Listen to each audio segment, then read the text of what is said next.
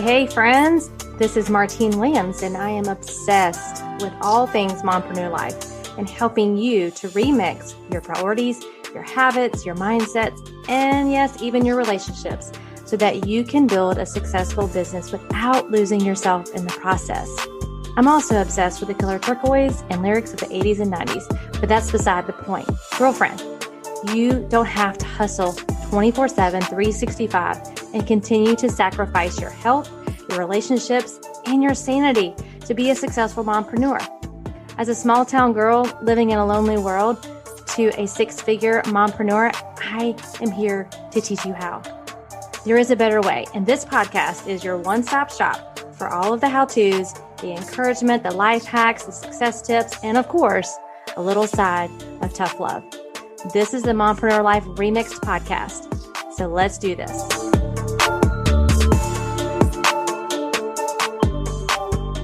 Hey, and welcome back to the show.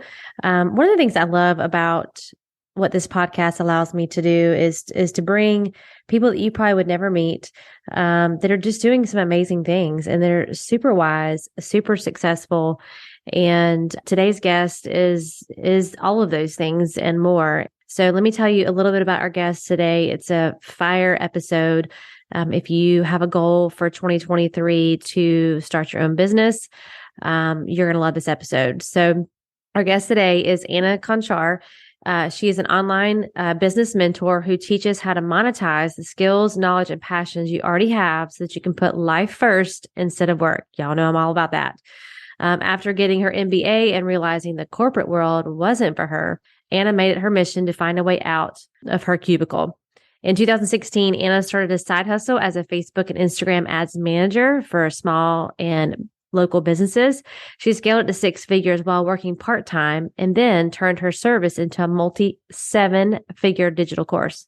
She went from $200,000 in student loan debt to running a multi-million-dollar online side hustle in less than 5 years. She worked with over 2,000 students in her programs, teaching them how to build a business that makes more money while working less hours compared to any corporate job. What started as a little side hustle has completely transformed her life, and you're going to hear about that, giving her more income and freedom than she ever imagined. Now she spends most of her time with her husband and their daughters, tending to her vegetable garden and planning their next vacation. So you're going to love this episode, and so let's get right to it. Welcome back, friends, to the Mompreneur Life Remixed podcast. This is your host, Martine Williams, and I am so excited for our episode today. I may sound a little different. I'm fighting a cold, and I told our guest today I was hoping that I'm not going to have a coughing fit or a sneezing fit. So we will just see how it goes. But I'm super excited for Anna Konchar. I said that right, didn't I? Okay, yeah. Awesome. As our turquoise talk guest today, and we're going to be talking about online business courses, like starting at your own business. That may be something that you have as a goal for 2023. And so I'm really excited to have her come on and talk about her mompreneur life, but also kind of dive into like, what does that even look like? So Anna, thank you so much again for coming on the show. I'm so excited to have you here. Thank you. I'm excited to chat today. It's going to be awesome. So tell us a little about you, your family, how, and like why you decided to become a mompreneur. Like, how did you get into this gig? Yeah, absolutely. So I live on 4 acres in Iowa in a town with less than 500 people. I have 2 kiddos, 2 daughters, 3 years old and 1 year old, and 2, I like to say, very feisty but old beagles who sometimes accidentally make an appearance on podcast episodes.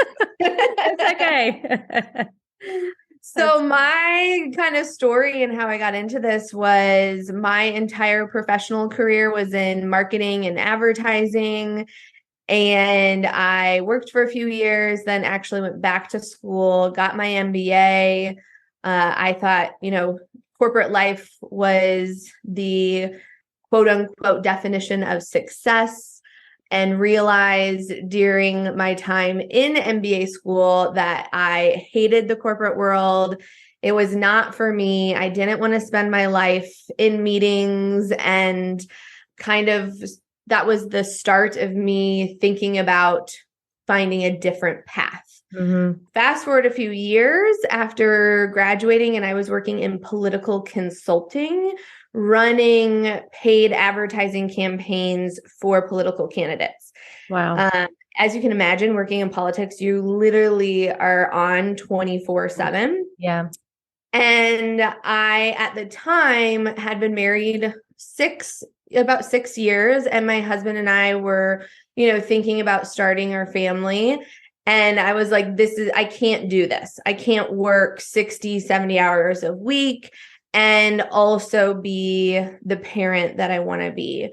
So I started a side hustle running Facebook and Instagram ads for small and local businesses. This was a skill that I had learned in my professional career, running paid advertising campaigns for candidates. And I knew that I could translate that skill into helping small and local businesses who I was actually more passionate about than like actual politics. Right. So I realized I'm a marketer. I love business. I don't love politics. So how can I transition this? I grew that side hustle to a 6-figure per year side hustle in less than 2 years. And then from there, I was like, okay, I want to continue to keep growing my business. Mm-hmm. However, I want to do it in a way that puts lifestyle first. Right. I didn't want to build out my own advertising agency. I didn't want to manage a giant team because, again, it was just kind of replacing one job for another. Right. Yeah. And that's when I got introduced to this entire idea of building an online course or membership and being able to scale dramatically without my income being tied to the number of hours that I was working. So in 2018, I launched my first successful online course that teaches other people how to run Facebook and Instagram ads for small and local businesses, like I did for my side hustle. And over the last 4 years, that one course I've made over $4 million from. And I work 2 days a week. And over the last 4 years, I've also had 2 kiddos. I've taken 2 parental leaves. This past year, my husband, who is a corporate attorney, left his job. So he stays at home with the kids with me. And now I've kind of shifted and I'm starting to help other people translate the skills that they have into an online course or membership as well, because it is such a great job for being able to have the flexibility and freedom that you want, but also has really unlimited income potential. Right. Well, we're going to dive into that for sure in just a few minutes. But I'm curious because, when you're transitioning out of corporate or out of any where you thought you were going to be into this like new phase, I mean, there's a lot of fear, there's a lot of unknown, there's a lot of doubts, there's also a lot of mess right before the success. So, you grew this to be very successful. Well, what would you say are some of the messes that you had or things you've learned that you would like to tell someone who's like, okay, 2023 is the year, I'm going to make that shift? What would you want them to know? So I think the biggest mistake that I made, that I see a lot of people make, is you have this feeling that you want something different or something more. So what you do is you start listening to all of the podcasts and watching all the free webinars and watching all the YouTube videos and whatever. And you listen and consume all of this content, which is great because it's helping you learn different paths that you can go on, but you're not actually going to achieve what you want until you take action. Yeah. And I think a lot of us, like we think we have to know everything before we take action, or we have to have the perfect website before we can launch our business or whatever it may be. But the reality is that like, it's going to be imperfect actions. Like you're not going to learn until you try. That's how you learn. You learn by doing, not by consuming. And that failure is just part of it. And it's not like just because someone says no, they don't want to work with you, that doesn't mean that your idea is bad or that you don't know what you're doing. You just need to reflect on that. Okay, this person said no. Why do I think that? And what can I learn from that for my next conversation? So I think that's the biggest thing is I see it, people stay in that like content consuming hamster wheel where they're just listening, consuming, making plans, but not taking action. And really that's the only way to learn and the only way to grow. Yeah. Yeah. I love that. Yeah. It's almost like we think, well, I just need to learn more. I need to learn more. And you have to slow your learn so you can earn, right. And we don't have a knowledge problem. Most of us, we have implementation problems. So, yes. And we default. If you're a life learner like I am, it's easy to default to, I just need to learn more. I just need to make sure I have all the answers before I pull the trigger. And so I love that you brought that up because that is so true. I'm thinking about over the years of my life and how I have learned, you just got to do it messy. You just got to be okay with doing it messy and taking imperfect action before you have the perfect plan. It just doesn't work out. You're not going to have all the answers before you make that shift. So thank you for, sharing that with us. So now that you have reached this level of success, I'm really interested. Another question that I'm going to start interjecting in 2023, because I do think especially women struggle with self-sabotage or imposter syndrome, and they kind of get in their own heads and in their own way to that next level they're trying to reach. So is that something that you've struggled with? And if it is, like, how'd you work through that? I mean, you have grown a very successful business in a short amount of time. So I'm just curious what your thoughts are on that for those that are listening. Yeah. I mean, I think in reality, that never really goes away. Because for example, my business, we've done over $1 million in revenue every year for the last 4 years. And even with that success, now, we're trying to grow beyond that and kind of take my business to the next level. So I'm almost going through that like right now, right? Yeah. Okay, you've reached this goal, but you've also been here for the last 3 years. Like, can you really grow this even more? And I'm a huge fan of like self-help books. Jen Sincero's You Are a Badass is literally like basically my Bible, like when it comes to self-help and development. That book is what launched me into even being, confident enough to start my business. So I think that it's like just knowing that you're never going to feel 100% ready. Yeah. Right. The other thing that really helps me, which this might be totally not what you're expecting, but I have become very conscious of what my thoughts are about myself, my business, my family, depending on where I am at in my cycle. Yeah. Oh, yeah. I've been hearing a lot of conversations about that, like even planning your workflow and the times of productivity around your cycle. I'm like, yep. Because I do think that, like, it's true. I mean, it's true. There are certain times where you're like, you feel like you are freaking superwoman. And then the next week you're like, what am I doing? You're questioning everything. So I think that sometimes I have to like take a step back and ask myself why I'm feeling this way. Yeah. Not necessarily, I don't know, thinking too much into it. Yeah. If that makes sense. Yeah. Yeah. So you talk about working 2 days a week. So tell me a little bit about like, what does a typical day look like for you? What routines do you have to set you up for success, for your business, but also as a mom and a wife and all those things? Yeah, absolutely. So I have a core team of 4 contractors that work with me. So the very first thing that I do I work Tuesdays and Thursdays. So on Tuesday mornings, we have an hour-long team meeting where we kind of cover what did we achieve in the last week? What are we currently working on? What are we, looking to in the next month or two so that we're making sure we're staying on top of things. Like, for example, right now, today that we're recording this, like we're in the middle of a launch and we're like so chill, right? Like, because we work far enough ahead that it's not like I'm writing copy, right? Yeah. In the middle of trying to promote something. And also, so that is really what I do. So we have 1 hour a week. I'm also a big fan of using things like Asana, which is a project management software. We use Slack because I hate emails.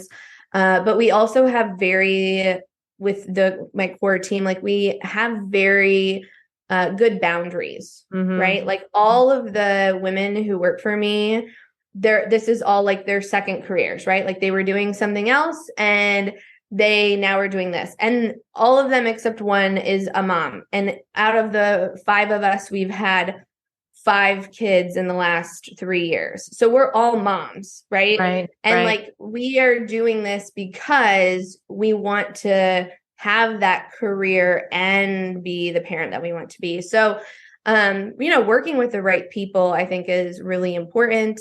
Yeah. And then truly the 2 things that I have that are really have enabled me to work such few days and have the growth that I have is, number one, automation. So like we try to automate everything in my business, right? From I use paid advertising to generate leads instead of constantly trying to, beat the social media algorithm. We have tons of email sequences that are automated, webinars that are automated. So a lot of the business we have set up to run without us having to manually do things. And that's really important if you want to grow and not work all the time. Right. The other thing is that I am a huge fan of don't fix something that isn't broken, right? So like as entrepreneurs, I think that we are very creative. So we have ideas all the time. We want to change things all the time. And I'm like, if something is working, just repeat it again and again and again, instead of trying to reinvent the wheel all the time. So, if we have an email sequence that works for one launch, I'm not going to rewrite that, even though the same people are on my list. If it's 6 months later, I'm just going to use that same thing because again, the amount of work that it takes is not necessarily going to increase the results that much. Right. And then really the biggest thing is I focus on profit, money-making activities, right? We can get really busy doing all of the shiny object syndrome things that we see everyone else telling us to do. But I am focused on what brings money into our business. So the core things that I work on are coaching my students. So those who come into our courses and memberships, hosting those coaching calls. And I host between 1 and 2 each week on those 2 days that I work. And then the rest of the time, it's mostly working on things like writing emails to our email list to continue to nurture them and stay top of mind. If we have launches coming up or we're putting out a new product, writing emails for like email sales sequences for those, or updating our webinars. So I'm really focused on that portion of it. Right. And then I do have a podcast as well. So that's something that obviously I create content for on a weekly basis. But it really is focusing on those core money-making activities. Yeah. Yeah. And it's so easy when you don't have, a boss to tell you, do this, do this, do this, and this is the important things. Like we have to really sit back and think about, okay, what are the most important things in my business that it's going to push the needle, that's going to be the revenue generating activities. Cause it's so easy to get busy into what this person's doing, especially if you're on social media, because you see what they're doing. You're like, oh, maybe I should try that in my business. Well, you don't even know where they're at in their business to be implementing that, let's take a step back and look. So what was your first hire for someone who's listening, who's like, okay, in 2023, I know I can't do this anymore on my own. Like, what was your first hire? Yeah. So my very first hire was a VA, and it was actually while I was still side hustling. And she worked for me for like 5 hours a month. And it was mostly to do like social media stuff because I hate putting together content for social media. It's not my thing. It's never going to be my thing. And so that's what and it's funny because she started working for me. I think it was 2016 or 17. And she still is with our team today. That's awesome. So yeah. So now she does more like back end stuff. So she builds all of our like landing pages. And when I write an email, she puts it into our email server. But yeah, so that was my very first one. And then I also on my team, I have a business manager or operations manager. She's kind of my like core partner because she manages the other contractors and making sure that the projects are in time, the tasks are in time. And then I also have a customer success manager. So she's answering support emails. She's in all my Facebook communities, helping answer questions.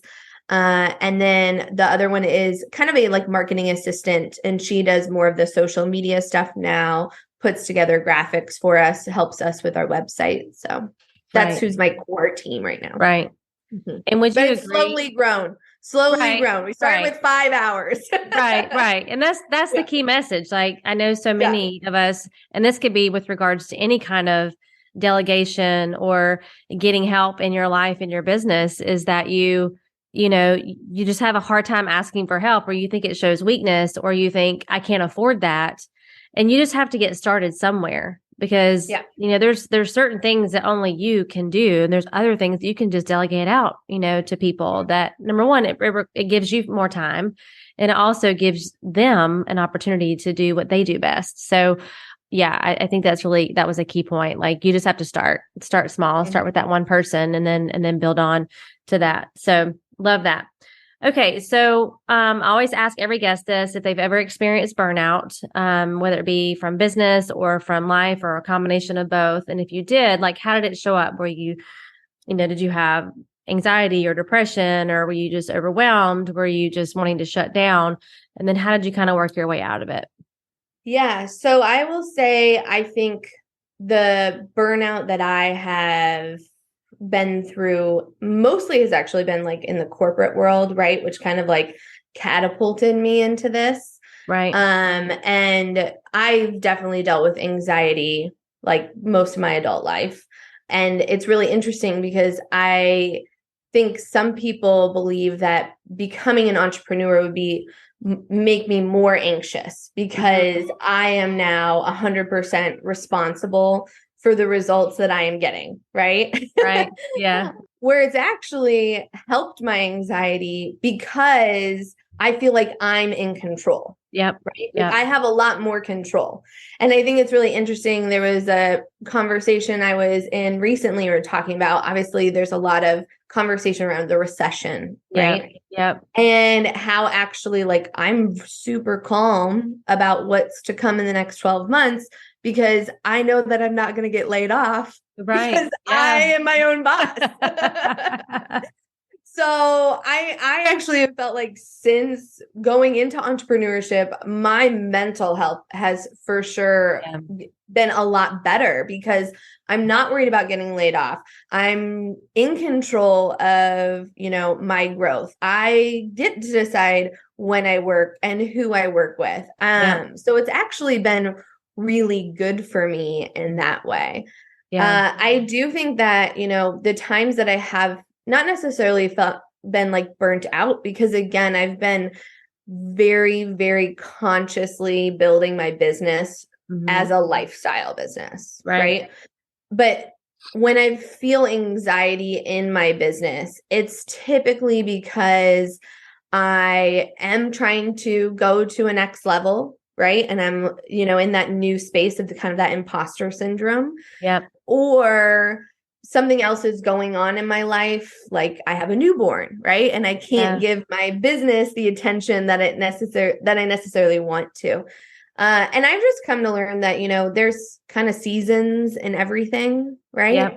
Yep. And that's okay. Right. Yep. There's going to be seasons where you just need to be content with how things are and happy that everything's running as is. You don't necessarily have to be growing all the time. And I think that's a big part of burnout is we think if we're not constantly growing, then we're failing. And in reality, I think you can't always be creative. You can't always be growing. Like sometimes you actually need those down times to come up with your next idea to grow. Yeah. So I'm also a big fan of like meditation and bubble baths. Yeah. So those help me too. Yeah. That's great. Yeah. There's so much power in the pause. And I think just a backstory, my listeners know this, but this time last year, I was preparing to leave a career that I had for 15 years, and I was very successful, loved it, but just felt like it was time for me. There was another assignment that God had for me, and it was really hard, but I knew in that season I needed that rest time. And last weekend, I was at a conference and they talked about the 4 seasons. There's fall, there's winter, there's spring, and there's summer. And he's like, some of you are in your winter season where everything's just dormant. Some of you are in a fall season where things are falling away, and you don't need that anymore. You're trying to eliminate some things. And then it was just a really cool analogy, because winter doesn't stay winter, right? Spring comes and then summer comes. And so wherever you're at, just know that that's just where you are, but it's just not going to be where you stay. So I think that's definitely was a good thing. And I appreciate you sharing your burnout story for sure. So let's dive a little bit into the online course. A fun fact about me, I actually created my very first course back in 2018. And when I was kind of feeling like, okay, there's more that I want to do besides this, 15-year career that I was in, I really wanted to help women and coach women and create a course.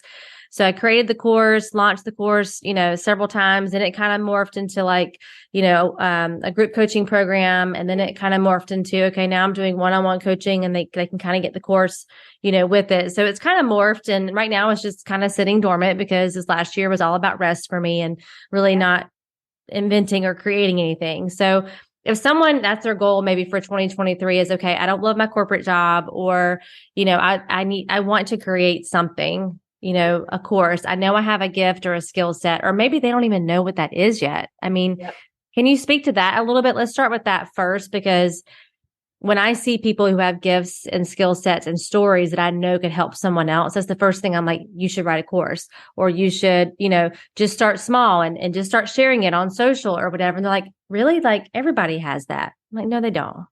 That's your unique gift to the world. So what would you say to someone who's thinking about wanting to start a side hustle or start building out a course?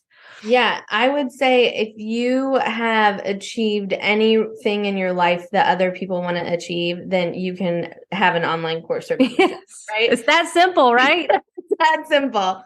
I think sometimes, especially because of how kind of the corporate professional world has been built, like we think we have to consider ourselves an expert, right? In order to teach. But expertise comes through experience, not from a certification or a degree. And if you have achieved something that other people want to achieve, then you can share how you did that, right? Right. So I think truly there's so much opportunity in the online knowledge-based business industry. And I think if you want to do it, like, you do it. I mean, just start, right? Yeah. Now, I think that there are definitely things that you need to think about when it comes to it. So, for example, if you decide to launch a course or a membership, if it involves the result of when someone goes through it, right? They go through your program, the result at the end, what they achieve going through it, is the thing that you need to focus on. Mm-hmm. And if that result relates to increasing someone's wealth, helping them have better health, or have better relationships, then your course is going to be a lot easier to sell, and people are going to value it a lot more, because those are the 3 categories that people spend the most money on. Right? Yeah. And I could literally talk for an entire day about how to build an online course or membership. And that's what I do inside my Powered by Passive Academy, is teach people from idea to scaling it to 6 and 7 figures. Right. And, there are a lot of pieces and new things that you have to learn.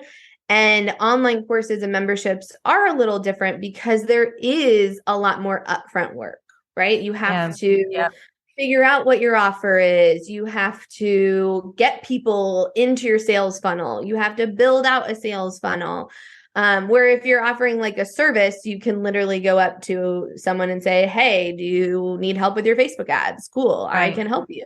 So there is more upfront work. However, once you get it, to a point where you have something people want to buy, and you have the system set up, then the growth opportunity is just incredible, right? Yeah. And I think that's the thing is if you are looking for helping people, because again, you can, whether you sell it to 10 people or 10,000 people, the amount of work that you're doing is basically the same. Yeah. So it's a really great business model. And again, if you've achieved anything that someone else would want, right? Or you have a skill that someone would hire you for, like you can teach that. And even if someone else is teaching it, right? Even if someone is teaching the same subject, you and your experience around it is what makes your course or membership or coaching program unique, right? Because we all have different experiences, different perspectives on things. So I highly, highly, highly recommend, if you're interested in doing that, to do it. My biggest caution, I will say, is whatever you do, though, don't try to copy like what the big influencers in the space are doing, right? Right. Because they have hundreds of thousands of followers and email subscribers. So what's going to work for them is going to be very different than someone who's just starting, or, kind of that like average online entrepreneur.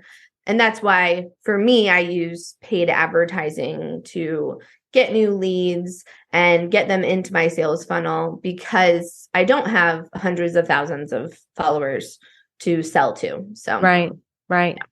If someone's okay, they're like, all right, I'm convinced this is what I want to do. So they just should they just sit down and like, okay, this is the topic, and then just try to outline it out. Like I'm trying to think even what I did with, creating my course. It was just like putting pen to paper and just getting started on the content. So I would actually recommend not creating the content as the first thing to do.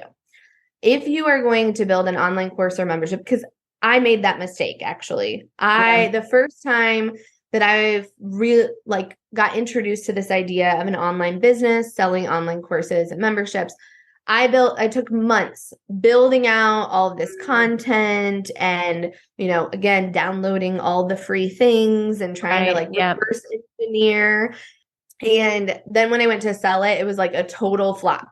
Because you didn't beta test it, right? First, you didn't find out if they were really interested in it or not. Exactly. Well, and that's the thing is, so the very first thing that I recommend is just making a list. Make a list of all of the results you've gotten yourself or someone else, skills that you have, hurdles you've overcome, and then pick kind of like your top 2 or 3.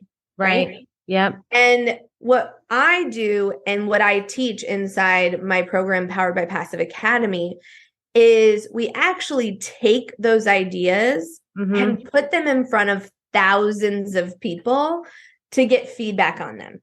Right. Because what I see a lot of people who want to go in this space do is maybe they do have a small social following. So they ask the, few hundred people following them on Instagram, or they ask their mom or their spouse, you know what I mean? And the reality is that if you want to grow an online business, you have to get your offer in front of thousands of people, and they have to actually value it. So what I teach is, okay, you have your 2 or 3 ideas. Then we put those 2 or 3 ideas into Facebook ads. Okay. And with Facebook ads, you can spend only like $100 to $200 and put it in front of thousands of people. Those people indicate whether or not this is something they're interested in and something that they value. And then based on that kind of offer testing, you're able to find out, are your ideas a good one and are they going to be successful? You're going to be able to find kind of the winner, the one that has the highest demand. So it's going to be the easiest to sell. And you also figure out exactly what your hook is going to be, kind of your messaging behind it, and who the audience is that's interested in it. So before you create anything, know that people want what you are selling. And I think that is kind of the biggest thing, because, that's how you create your quote unquote irresistible offer that people talk about. which is so key in having a successful online course, membership, or coaching program. Yeah.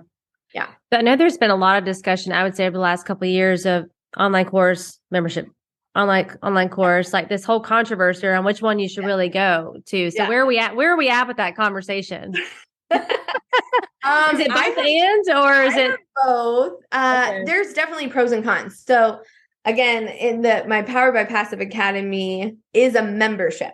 Okay. So it's a monthly membership program. You get in, you get access to everything. You can cancel at any time. Okay. Now I have a course that's a $2,000 course and it's 6 weeks. And inside the Powered by Passive Academy, I talk about the pros and cons of courses versus memberships. Right. And there are definitely pros and cons. So for example, typically, again, I want to say typically, because it totally depends on what you're selling and who your audience is. But typically a course or like a group coaching program is easier to sell than a membership because it is like, okay, I pay it once and then I'm done. People get freaked out about the whole like subscription, right? The only thing is that with the online course or membership, right? Once someone goes through that, then they're kind of done. Right.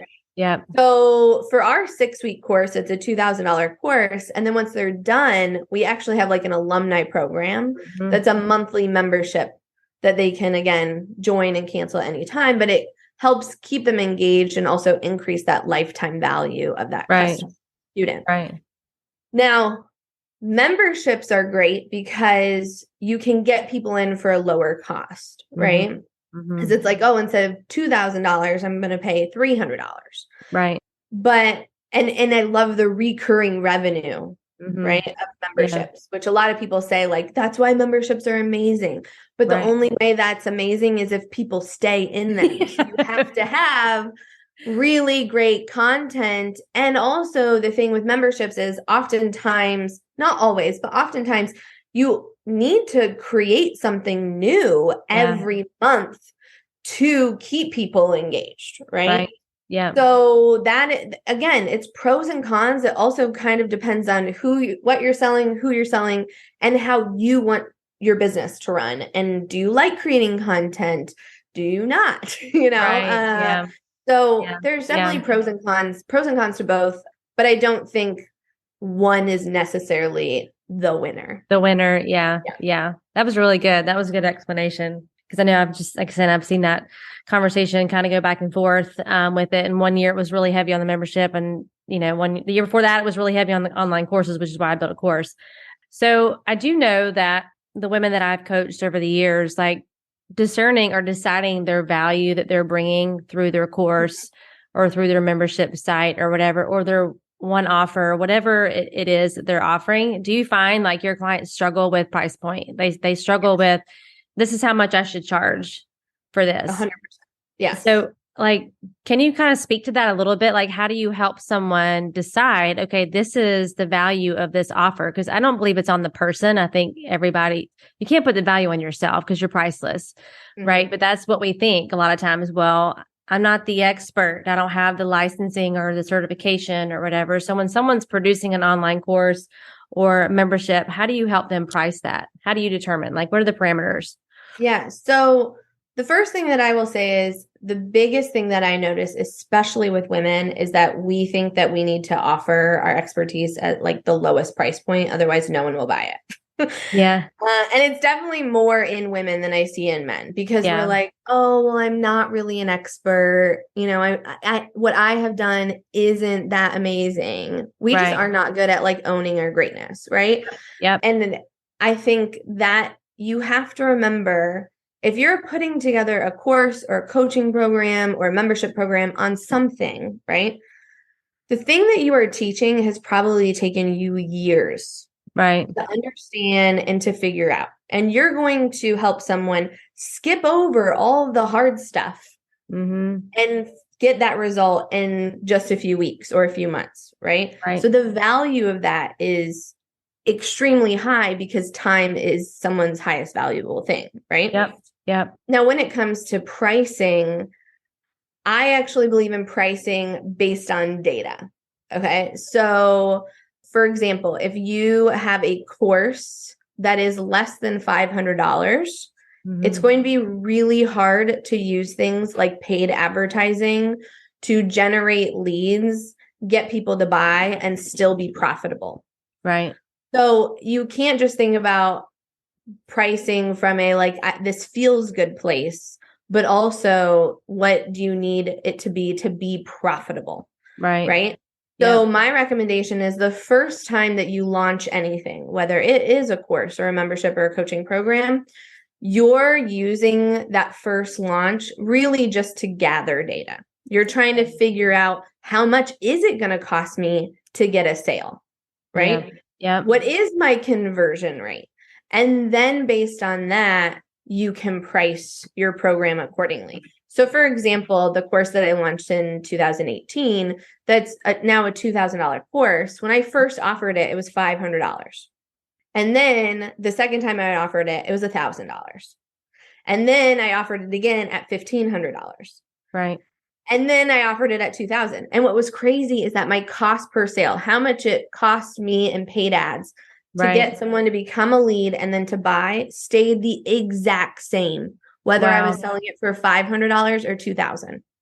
That's crazy. That's the thing is, to me, I'm more about like data, right? Yeah. And also, I think the thing is you want to be a higher price program.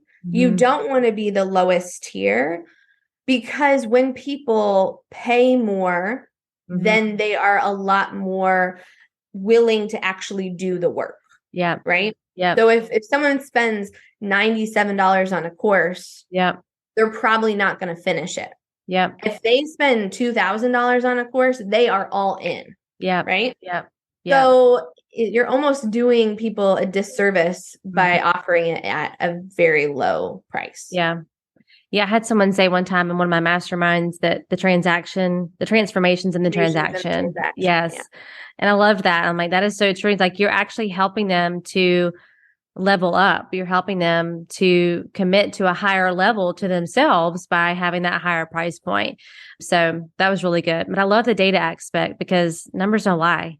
They tell you exactly they tell you exactly what's going on. There's no feelings in it. There may be some feelings in it, but there's feelings in everything for women. But yeah, they tell you exactly what's happening or what's not happening. So I love that. What do you do for fun? Like, what's something that Anna does that just fills her cup? Yeah. So I love vegetable gardening. That's my thing. Okay.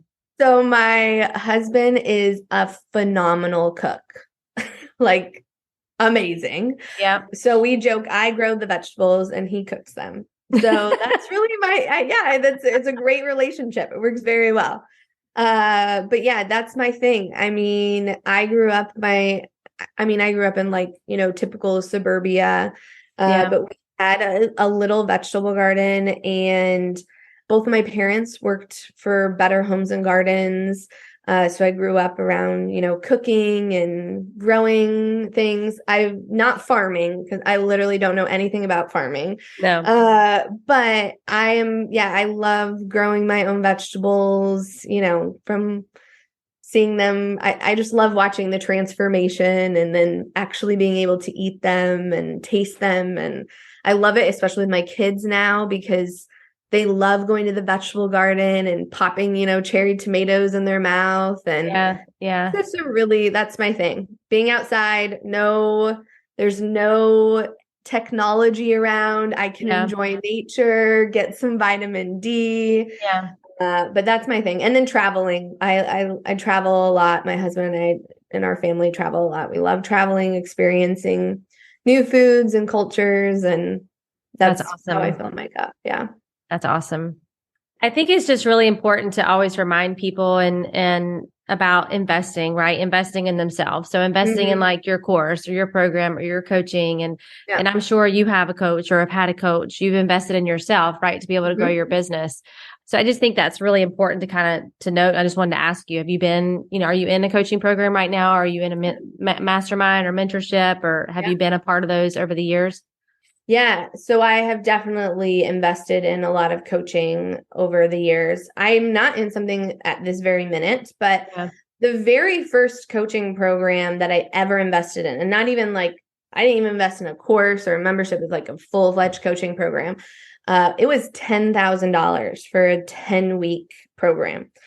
And it was actually the whole premise around it was teaching me how to land more clients and grow an agency.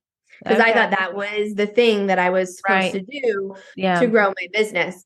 And some people would think like, oh my gosh, what a waste of $10,000, because I went into it and I realized this is not what I want to do. But in reality, it saved me a ton of time because I didn't spend another year or two trying to grow something that wasn't what I actually wanted. And then also in the program, I learned how to build sales funnels. For what would have been my clients, but I actually took that learning to build out my own sales funnels for my own online courses and memberships. So I do think that like, even if you take something and you walk away and you don't achieve the result that you thought you were going to, when you go through it, there's always something you can learn. Yeah. And there's always people you can meet. I mean, I'm still in contact with people that I was in my very first online, group coaching program that I still talk to today, and they all have different, some do Facebook ads, some are, coaches in business and the funnel building and all that stuff I don't really love doing. So the people that I've met are worth, the investment that I've had into those programs. So I just think, if you're listening to this and you are wanting to build an online course or a membership site, or you just want to check out what Anna's doing, we're going to include all the links for you in the show notes. And I would just say, just start taking your next step. I mean, just start, nothing's going to happen if you don't start. You just have to do it messy. And maybe your first step is just starting to investigate. Okay, who do I want to work with? Like, who's the person I'm going to hire to help me? Because it's hard to be a solopreneur. It's really hard to not have a peer group or a mentorship or a coach or someone to help you on the days you just are beating yourself up, about what you didn't accomplish. So okay, last question. If you, or what are you most excited about in the season right now? Yeah, so I am very excited because this past year was when I launched my new program, Powered by Passive Academy, and I'm kind of, continuing to step in this space of helping people figure out the skills that they have to build their own online course or membership. And really in 2023, I'm like ready to skyrocket that. And as part of it, we are adding on a kind of VIP level membership, which is really the combination of content, but also consulting. So, my entire team and I were reviewing your sales funnel emails, your webinars, your Facebook ads, really everything. So you kind of get the best of both worlds. So I'm really excited about that in the coming years, really. That's awesome. That's awesome. And you're still working with small businesses? Is that who you're really passionate still about working with? So I don't offer any one-on-one services anymore.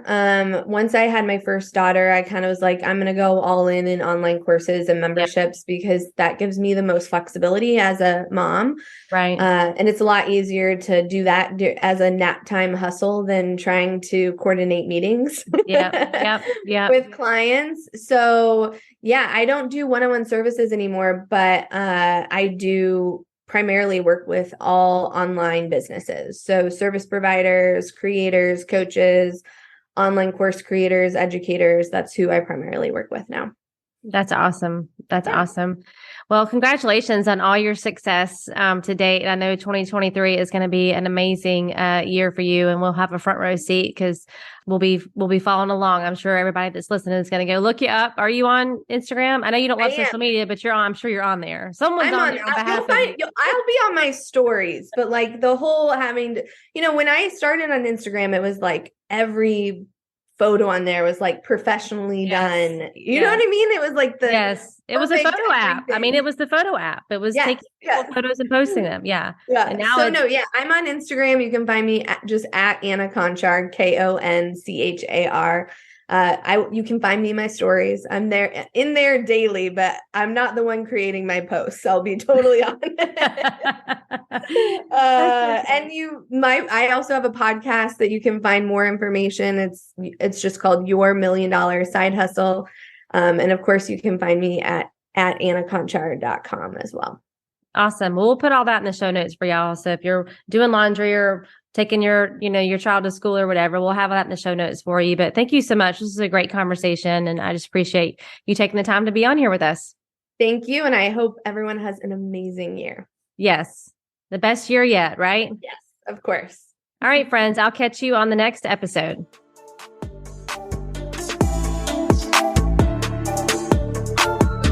Well, that's a wrap, friends, for this week's episode of the Mompreneur Life Remixed podcast. Thank you so much for listening and for following the show. It means so much to me. And listen, friend, sharing is caring. So if you loved this episode and thought of some fellow mompreneurs who could benefit, send them the link. Share this episode or take a screenshot and head on over to Instagram and share and tag me at Martine31Williams. We are connected on Instagram, right? It's where you will get all the fun behind the scenes of my life and business as a mompreneur. Until next time, know that I am believing in you always.